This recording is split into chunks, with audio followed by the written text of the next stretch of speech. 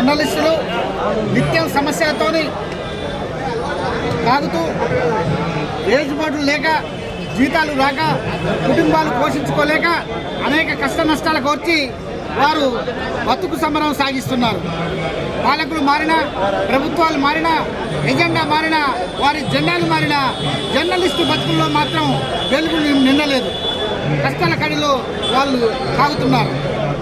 Accreditations కొత్తగా ఇవ్వాల్సింది పోయి నూతనంగా వచ్చిన జర్నలిస్టులు వారికి అక్రిడేషన్లు అందక అనేక కష్టాలకు ఓర్చుకుంటున్నారు. ఇంటి స్థలాలు, ఇళ్ల స్థలాలు, ఇంటి జాగాలు అనే విషయం ఎప్పటికైనా అది ఒక తీరని సమస్యగానే మిగులుతుంది.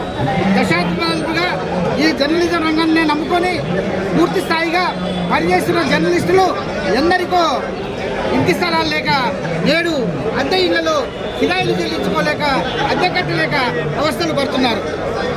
అనేక కష్టాల సుడిగుండల్లో కొట్టుమిట్టాడుతున్న జర్నలిస్టులు ఆరోగ్యపరంగా ఒక మంచి ఆసుపత్రిని చూపించుకుందామంటే, ఒక కార్పొరేట్ ఆసుపత్రిని చూపించుకోవాలంటే ఆర్థికంగా పెరుమారమై పేదరికంతో మగ్గుతూ తమ ఆరోగ్యాన్ని పణంగా పెట్టి వృత్తిలో కొనసాగుతున్నారు.